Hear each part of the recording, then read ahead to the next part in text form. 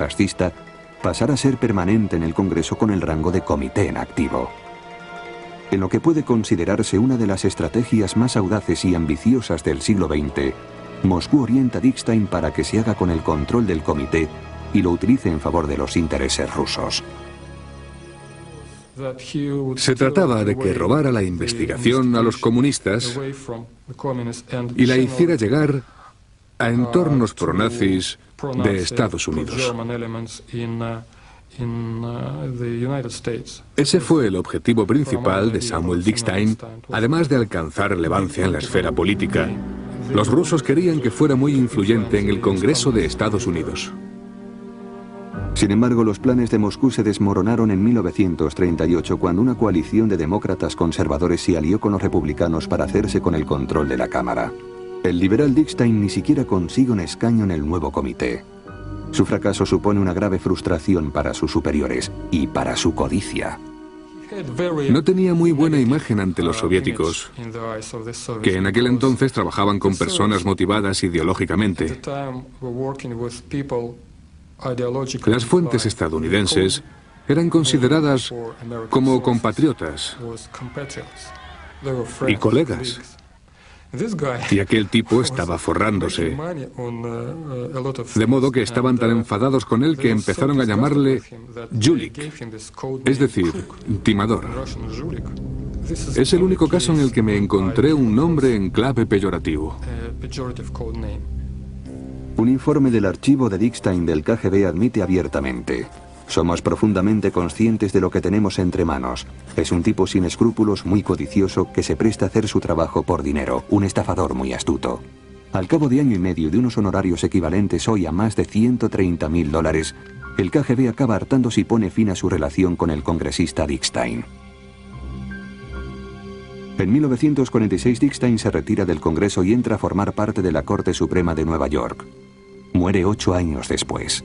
Nadie jamás sospechó que era un agente pagado por los soviéticos hasta que en 1988 Weinstein y Vasiliev descubrieron su archivo y revelaron sus operaciones de espionaje. Entre las dos guerras mundiales, Stalin lanza una implacable campaña para transformar la economía rusa y consolidar su poder. A comienzos de la década de 1930, reagrupa las agencias de seguridad del Estado en el NKVD, que finalmente daría lugar al KGB. Una de las principales preocupaciones de la nueva organización es la creciente amenaza de la Alemania nazi. Con enormes deseos de adivinar las intenciones del nuevo y poderoso enemigo, Moscú busca agentes capaces de moverse en los más altos círculos de la sociedad nazi. Los rusos encuentran a una mujer estadounidense con una especial habilidad para combinar encanto y sensualidad y poder abrir así las puertas al entorno más privado de Hitler. Lo que algunos jerarcas soviéticos hicieron fue combinar el atletismo sexual y el espionaje de manera bastante interesante. En 1933, William Dodd, recientemente nombrado embajador de Estados Unidos ante el Tercer Reich, lleva a su atractiva hija Marta, de 25 años, a Berlín. Poco después de su llegada, la joven conoce y se enamora perdidamente del diplomático soviético Boris Vinogradov. Conoció al diplomático y, según revelan los documentos, ambos vivieron una historia de amor durante la cual él, que no era un agente del servicio de inteligencia sino tan solo un diplomático, manifestó a los miembros de la inteligencia: por cierto, me acuesto con la hija del embajador de Estados Unidos en Alemania. ¿Tiene eso algún interés para ustedes? Y naturalmente lo tenía, y mucho, de modo que le dijeron: desde este momento esa es su misión, hágala feliz. Archivo número 14449 del KGB. Es el archivo de Marta Dodd y contiene órdenes de Moscú a Vinogradov en Berlín. Quieren que convierta a su amante en una espía para la Unión Soviética. El archivo recoge además lo siguiente: según nuestra información, el estado de ánimo del amante es bastante idóneo para poder atraerla finalmente a nuestro lado. Los soviéticos eligen un operativo experimentado para que actúe como contacto de Dodd. Se hace pasar por periodista de la agencia de noticias rusa Izvestia. El archivo que el KGB tiene de Marta indica claramente por qué la joven era potencialmente valiosa para los soviéticos. Con el conocimiento del Departamento de Estado, Marta ayuda a su padre en tareas diplomáticas y está al corriente de todos los asuntos que él lleva. Marta manifiesta que su gran interés es contribuir en secreto a la causa revolucionaria. Aquella joven fue toda una adquisición para los soviéticos porque no solo les facilitó el acceso a documentos que su padre tenía en su despacho, es que además ella podía entrar y salir completamente a su aire. Para los soviéticos, la información a la que Dodd tiene acceso podía resultar crítica para la supervivencia de Rusia en el supuesto de una guerra con Alemania. Creo que la información de la joven sobre la correspondencia entre la Embajada de Estados Unidos en Berlín y el Departamento de Estado fue muy importante, porque a finales de los años 30 había interés por saber el rumbo que seguiría Estados Unidos en caso de un conflicto armado entre la Unión Soviética y la Alemania nazi.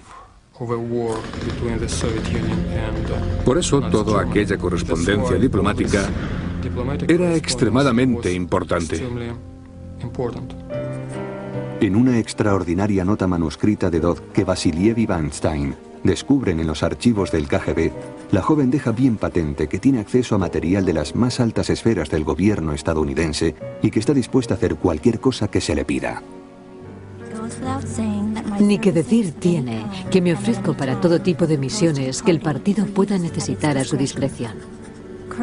En estos momentos tengo acceso a la correspondencia personal y confidencial de mi padre con el Departamento de Estado y el presidente de Estados Unidos.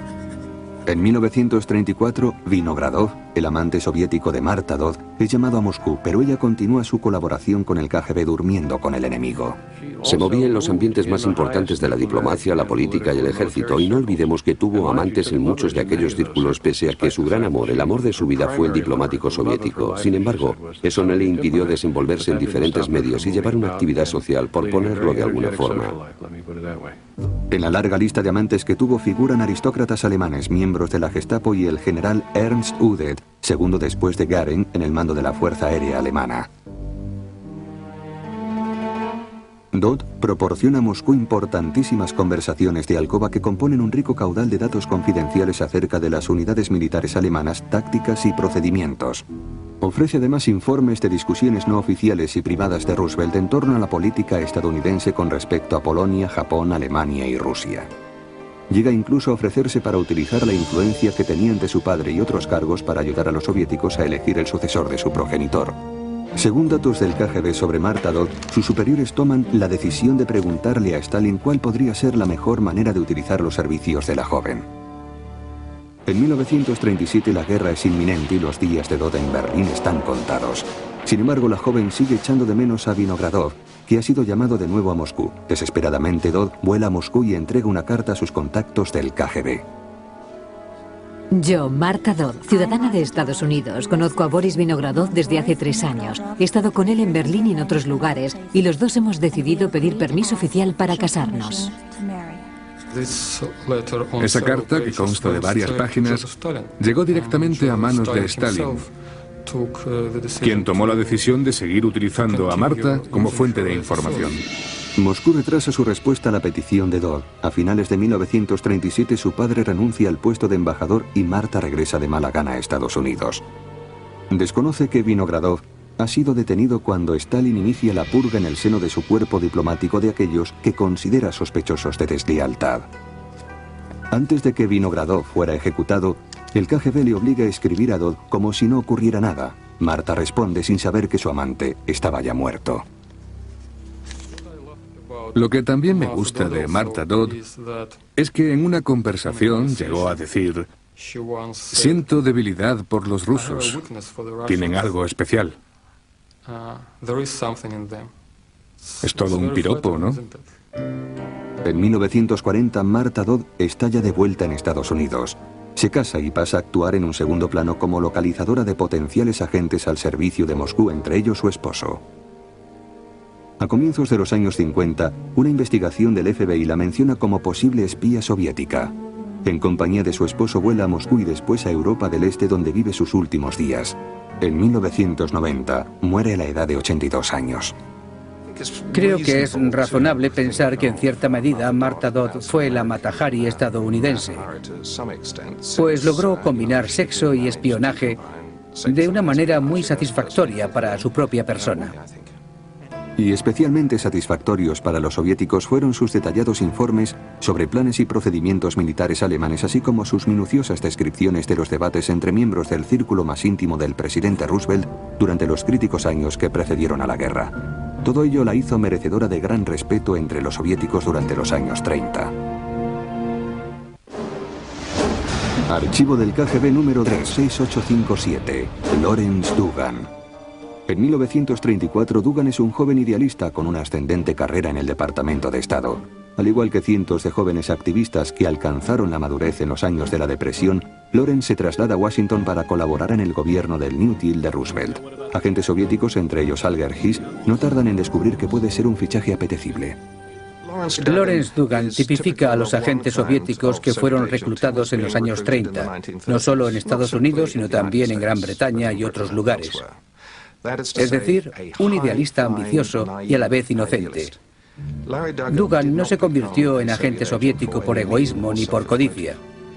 Empezó a trabajar para la Unión Soviética porque pensaba que era lo que había que hacer, ya que aquella era una sociedad que representaba un tipo de justicia social del que Occidente carecía. Dugan es un personaje tan prometedor que son dos redes de espionaje soviético las que se lo disputan. Siguiendo su archivo del KGB, sabemos que en 1936 Dugan es introducido en el tenebroso mundo del espionaje soviético por Hedda Bumpers, una exiliada alemana antinazi y a la vez agente rusa. Dugan le ofrece información valiosa, entre la que figuran copias de cables diplomáticos de diferentes embajadas de Estados Unidos en Europa, así como una copia de la lista y manual de empleados del Departamento de Estado. Mientras Dugan asciende en la jerarquía del Departamento de Estado, aumenta su acceso a información valiosa, lo que naturalmente refuerza su prestigio ante los soviéticos. Pero también llega a conocer más detalles de las purgas de Stalin y de las luchas por el poder en Moscú. Las noticias le inquietan, pero más alarmantes le resultan los informes de desertores, exagentes soviéticos que deciden abandonar el reino del terror de Stalin. Un transfuga, Ignaz Rys, tiene la posibilidad de descubrir a Dugan, pero los soviéticos están decididos a protegerle. Ignaz Rys es asesinado en parte por lo que sabía de los agentes europeos, pero también porque, utilizando otras fuentes de información, conocía la existencia de personas clave en sus redes estadounidenses. En una nota que figura en los archivos del KGB se lee: Rys ha sido liquidado, pero no su mujer. De momento no sabemos hasta qué punto tiene información sobre Dugan y qué pasos va a tomar en el futuro. El peligro de que Dugan quede al descubierto por culpa de Rys ha disminuido considerablemente. Con su vida secreta totalmente intacta, Dugan es ascendido al cargo de director de la División para América Latina del Departamento de Estado y posteriormente al puesto de ayudante personal del secretario de Estado Cordell Hull. Además logra la amistad y el apoyo de alguien que podría ayudarle a seguir ascendiendo puestos de mayor rango, el vicepresidente Henry Wallace.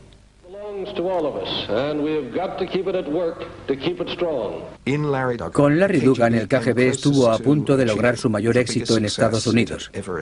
Sabemos ahora que Franklin Delano Roosevelt sufrió una gravísima enfermedad en 1944. En ese y en los 4 años anteriores, su vicepresidente fue Henry Wallace. Pues bien, Henry Wallace ya había decidido los nombramientos más relevantes de su administración. De haber fallecido Roosevelt en 1944, como muy bien pudo haber ocurrido, entonces Wallace habría pasado a ocupar la presidencia. Y también sabemos ahora quién habría sido el secretario de Estado para el presidente Wallace: Larry Dugan, un agente soviético. Es una de las más célebres hipótesis de la historia del espionaje. Este cable descifrado muestra lo a punto que estuvo Rusia de colocar a uno de sus agentes en uno de los cargos más altos de Estados Unidos. Knyaz es el nombre ruso en clave de Dugan y Lochman es el de Wallace. El cable dice así: si Lochman alcanza un cargo interesante, ni que decir tiene que Knyaz ha de infiltrarse utilizando su relación de amistad. Sin embargo, los acontecimientos no siguen ese rumbo y el mundo de Dugan empieza a tambalearse cuando el exagente soviético Whittaker Chambers comunica a un oficial de la seguridad que Dugan es un agente comunista y para su codicia. No tenía muy buena imagen ante los soviéticos, que en aquel entonces trabajaban con personas motivadas ideológicamente. Las fuentes estadounidenses eran consideradas como compatriotas y colegas. Y aquel tipo estaba forrándose, de modo que estaban tan enfadados con él que empezaron a llamarle Julik. En 1946 Dickstein se retira del Congreso y entra a formar parte de la Corte Suprema de Nueva York. Muere 8 años después. Nadie jamás sospechó que era un agente pagado por los soviéticos hasta que en 1988 Weinstein y Vasiliev descubrieron su archivo y revelaron sus operaciones de espionaje. Entre las dos guerras mundiales, Stalin lanza una implacable campaña para transformar la economía rusa y... Es decir, timador. Es el único caso en el que me encontré un nombre en clave peyorativo. Un informe del archivo de Dickstein del KGB admite abiertamente: somos profundamente conscientes de lo que tenemos entre manos. Es un tipo sin escrúpulos, muy codicioso, que se presta a hacer su trabajo por dinero, un estafador muy astuto. Al cabo de año y medio de unos honorarios equivalentes hoy a más de $130.000, el KGB acaba hartándose y pone fin a su relación con el congresista Dickstein. Ese fue el objetivo principal de Samuel Dickstein, además de alcanzar relevancia en la esfera política. Los rusos querían que fuera muy influyente en el Congreso de Estados Unidos. Sin embargo, los planes de Moscú se desmoronaron en 1938 cuando una coalición de demócratas conservadores se alió con los republicanos para hacerse con el control de la Cámara. El liberal Dickstein ni siquiera consigue un escaño en el nuevo comité. Su fracaso supone una grave frustración para su superior fascista, pasar a ser permanente en el Congreso con el rango de comité en activo. En lo que puede considerarse una de las estrategias más audaces y ambiciosas del siglo XX, Moscú orienta a Dickstein para que se haga con el control del comité y lo utilice en favor de los intereses rusos.